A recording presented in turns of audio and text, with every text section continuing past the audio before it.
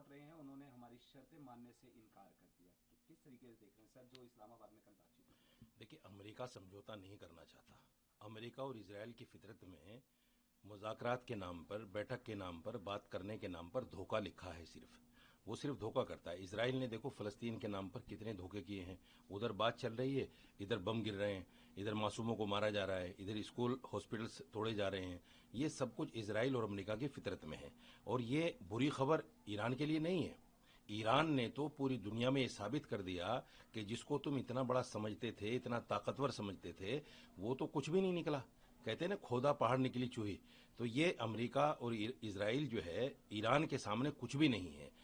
बैठक की शर्त इन्होंने रखी थी, बात सीज फायर की बात इन्होंने रखी थी। ईरान की तरफ से तो सीज फायर की बात नहीं आई, और फिर भी ये नहीं मान रहे। जानबूझकर ये करते हैं कि इधर इजराइल हमला करता रहे और इधर हम बात करने की मेज पर बैठते रहें और ईरान को कहीं ना कहीं नुकसान पहुंचाते रहें। ये प्रोक्सी वार पर उतर आए हैं अभी।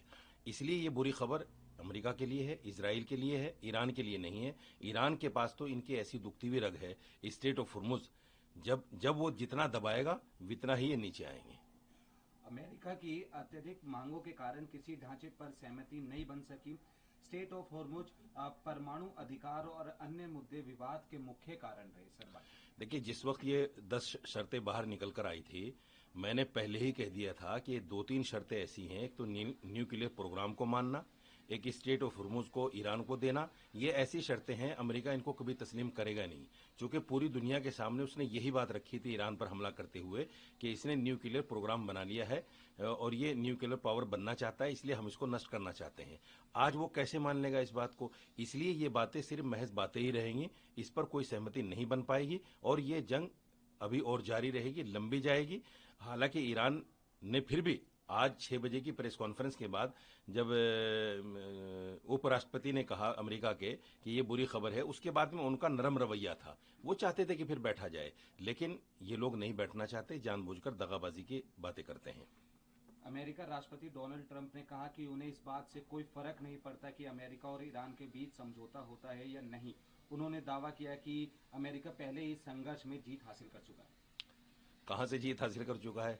जो आदमी घुटनों पर आकर ये कहता हो कि सीज फायर कर लो, जो आदमी सीज फायर की बात करता हो, जो आदमी दो लोगों को बीच में डालता हो, पाकिस्तान जैसे मुल्क को, पाकिस्तान जिसकी कोई औकात नहीं, कोई हैसियत नहीं, ऐसे मुल्क को आपने सीज फायर के लिए बीच में डाला है।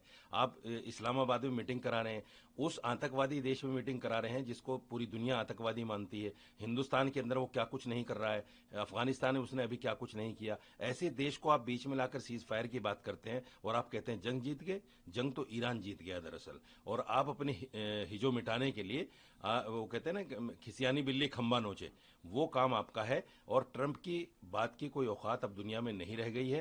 ट्रंप को सब लोग समझ गए हैं। ट्रंप ने चेतावनी दी कि अगर चीन ईरान को हथियार भेजता है तो उसे बड़ी समस्याओं का सामना करना पड़ेगा। कुछ भी नहीं होगा, कुछ भी नहीं होगा।